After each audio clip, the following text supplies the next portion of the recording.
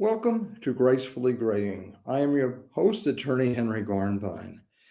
Today on Gracefully Greying, I'm very pleased to welcome a friend and card shark who has played poker and won with four aces over my house, Gerald Laker, who is living life fully and is about to turn 90. So without further ado, I would like to welcome you, Jerry, as our guest today on Gracefully Greying.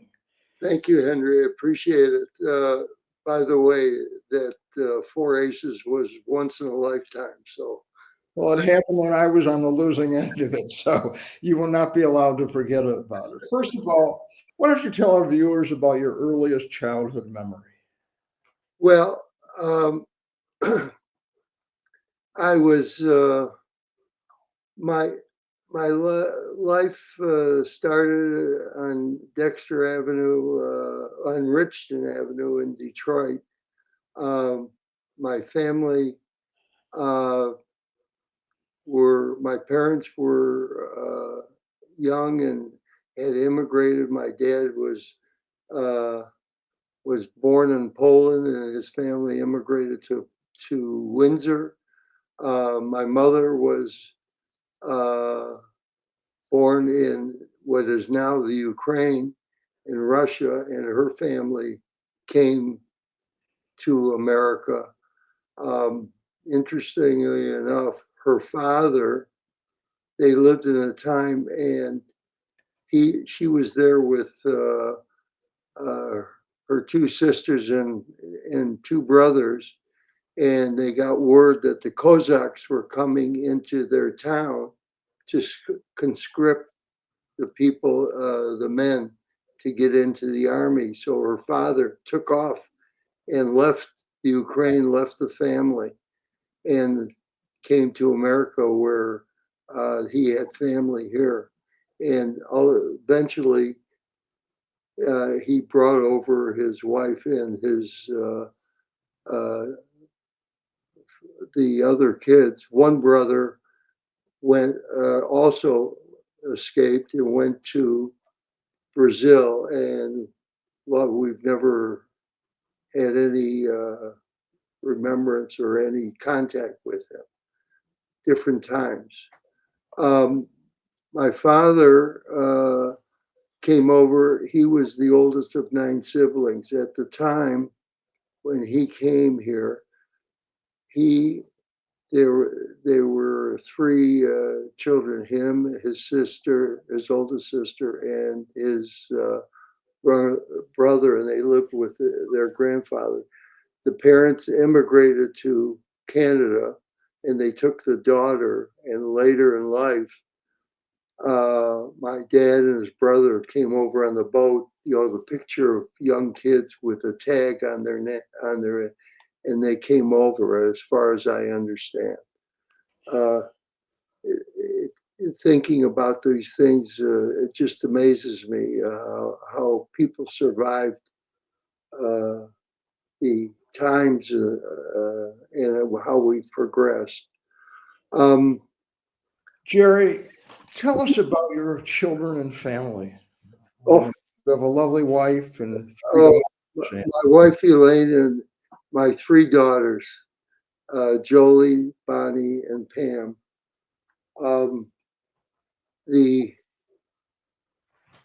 I tell you, everybody, whoever is lucky enough to have a daughter, they will benefit from it. Our 3 daughters are extremely attentive to Elaine and I, especially in our later years, and we're very blessed by it. Case in point, the youngest, Pam, who lives in Alaska, who as a young child went off to visit and came home and said, "I'm moving next week," and she moved off to Alaska. And there were times we didn't hear from her for a long time. And now Pam kind of talks to her mother almost every day. She's very attentive, as Jolie and Bonnie are. We're very fortunate. We're very blessed. Jerry, what made you decide to go into dentistry? Uh, Family business. well, first of all, uh, I went to a high school, Central High School, at a time when college was highly regarded. We had a large percentage of students went off to college, which was at the time, after the World War II and such, it was mostly, it was more common for people or men who would go off and graduate high school and get a job in the automotive or other things, and that was more commonplace. So our high school was rather unique. I didn't realize it until after later on in life. I was I have two brothers. My older brother Irv, who was 7 years older than me, and Marty, who is 8 years younger than me. And one of the things we've always had a very close relationship, which was very valued. And I look back at my years. My older brother went off to Michigan, and when I graduated, what's good for my big brother, it's good for me, and that's I went off to Michigan. The only thing in retrospect, looking back on it or thinking about it, I was 17 at the time going off to college.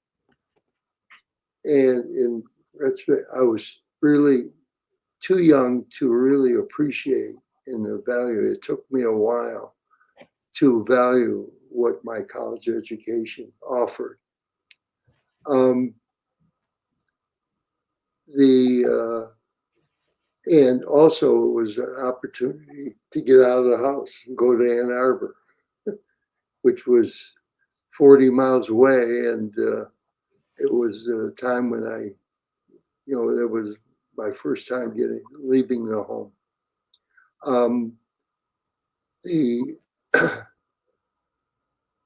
And Michigan was just it was just a great place to be. In dentistry, did you have an affinity for science, and that's why you went into that area? No, it was it was at that time. My dad, through various circumstances, started a business that my brothers really gravitated. We all worked there, and every vacation, every day. My father was one of the hardest working people. I realized it later in life when I thought about it, how the efforts and how he did what he did for himself and our family was amazing, and non-selfish, hardworking. And what happened with me, and each of us, as we worked during vacation or weekends, we worked with him. While I was a student at Michigan, my brother Irv suggested a friend of his was in dental school. He says, go over there, because at the time we only went to a dentist when you had a problem. And he said, take advantage of it and go get dental care that week. And as a patient there, I really got interested in doing what it led me to eventually applying to dental school. How long did you practice dentistry, Jerry? Gosh, well, let's see. I think More than 50 years. I'd say about 50 years, or thereabouts. I mean, time.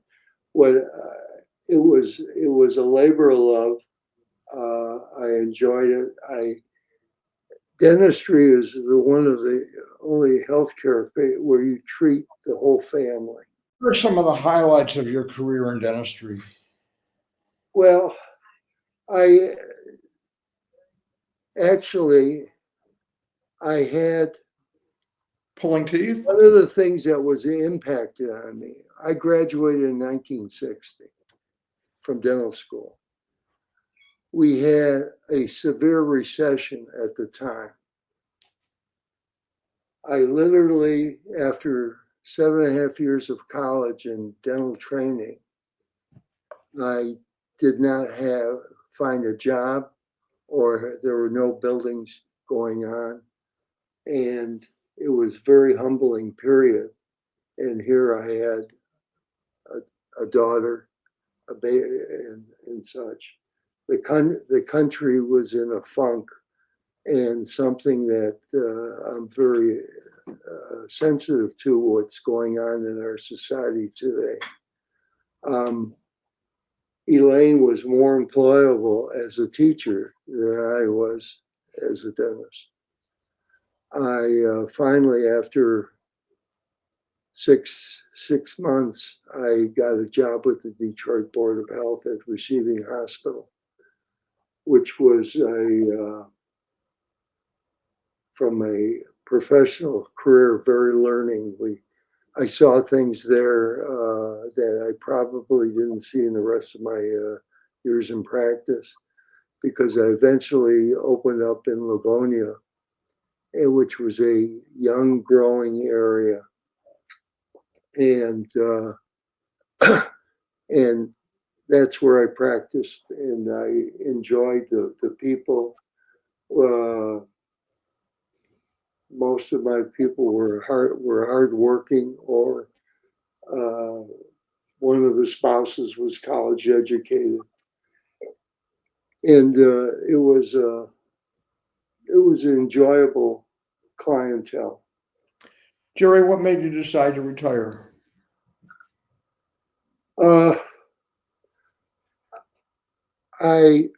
The technical part of dentistry, as it grew, and as in healthcare, it became more and more technical, more and more precise. One of the things in dentistry, we dealt in milliliters, little small areas, and though I always prided myself and my staff of trying to do the best job we could, the work became more intense, and I found myself taking longer to accomplish a procedure. Also, the ability in my hands were not the same as my younger days. And I had the good fortune of meeting my partner, Andy Sofin. We met on a tennis court, and he was in a situation in Livonia that he was unhappy with, where he was working with two other dentists sharing a facility.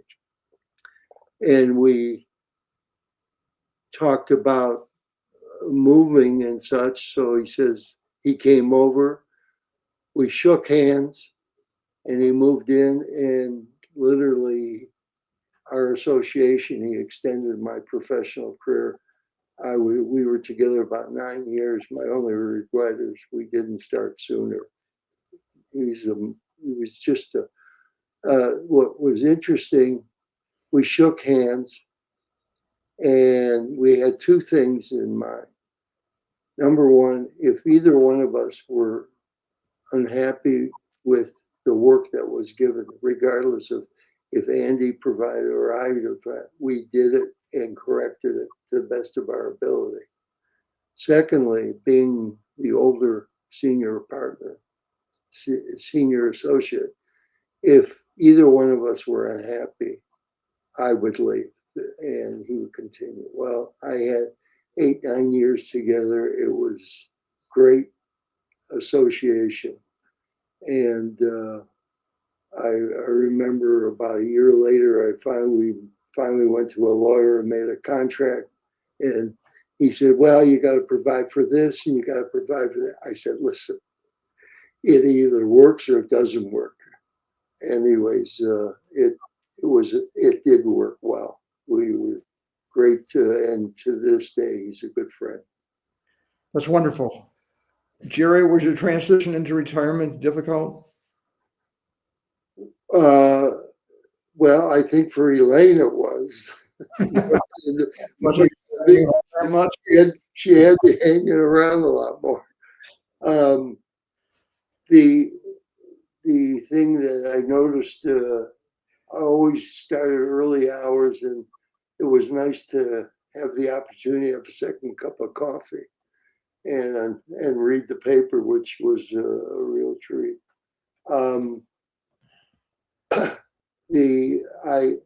One of the things I probably missed most was the patient contact. As I said, in dentistry, most you treat families, and to hear about different family members or different, what's going on in their family, and it was really a very positive thing. I know that there was certain practice management issues trying to, make use of every minute so that not everybody needs a half hour, not everybody needs an hour, and we tried this practice management with 10-minute units, where some patients you only need 10 minutes, some you need 20 minutes, some you need 5 units, for long procedures. And I tried it for a week, worked my fanny off. I did very well monetarily, but I hated it. We reverted back to allowing. Let's fast forward now to some of your favorite activities. What are some of your favorite activities now? Now? Or since retirement? Well, it's interesting. You go through life, you go through as a child, you go as a teenager, you go through college education. And now Elaine and I are in a senior citizen mode, and we're adjusting. For the most part, we're very lucky in that we are able to motivate and do things that some of our friends are unable to. They didn't have the ability because of health reasons or the ability to get along. I marvel at Elaine, who has, I hope she doesn't mind me telling you, but she has a vision problem, macular degeneration. And she's legally blind, but if you meet her, you talk with her, you would never know. And how she functions around the home, I marvel at it. It was, if I had the misfortune to have the macular degeneration, I don't think I would be able to accomplish what she's able to do in her day and her activity level. She's amazing. I agree with you. What are some of your favorite foods? Oh, well, I'm an eater, so we just, I don't know, what's favorite? I know I grew up in a household, my mother was a good cook. And Elaine is a good cook. And All our girls are. And I proudly say each of our daughters do very well in the kitchen. So I don't know. invention from your lifetime are you most amazed by? That's interesting. I think the cell phone. I think it's, I just marvel. I am not that adept with the new technology. As my kids and grandkids still mock me because I write checks to pay bills, and the cell phone and watching our son-in-laws or our kids and our daughters use the cell phone for communication, for information, and go about it amazes me. I'm not that technically adaptable. We do email and such, but the only thing about cell phones, if you walk down the street, I know in our visits to New York, you walk down the street, you don't see anybody looking. You see their head down looking at their cell phone as they walk, which I think is unfortunate, but it still is a marvelous appliance. It's a marvelous appliance. It's also a two-edged sword that, in some ways brings us together, in some ways brings us further apart. What is your happiest memory? Oh gosh. I don't know if anything, I have to think about that, Henry. I just don't. It's just, as I told you, when we started out with a child in a recession type area, and things took a long time to end up. I used to work a lot of hours in trying to get to make a living, and I marvel at what Elaine and I have accomplished in our family and our. What would you want to know if you could see the future, Jerry? What I would want to know, I hope that there would be more insight into helping other people, and I marvel at what our country is able to accomplish. I have a discomfort at what some of the things that are going on today, where people are losing their jobs, people are cutting out helping other people as a matter of routine, and there's a divisiveness going on in our society that disconcerting. It's you don't have the attitude of helping one another, or for those who are able to help others, it's not as common. Yeah, we're in some very frightening times now, I'm afraid. Yeah. If you could change anything in your life, what would you do? I saw Elaine waving from the back. Yeah. In trouble, Jerry. I have to give it some thought. I really, I was raised to enjoy what is available and to reach out and help other people. I remember one of my mother's issues, we were talking about driving and the people on the corners, asking for help. And my mother said, when people ask, don't question what their need is. If they have to ask to help, don't hesitate to be helpful. Jerry, what advice would you give to your children and grandchildren?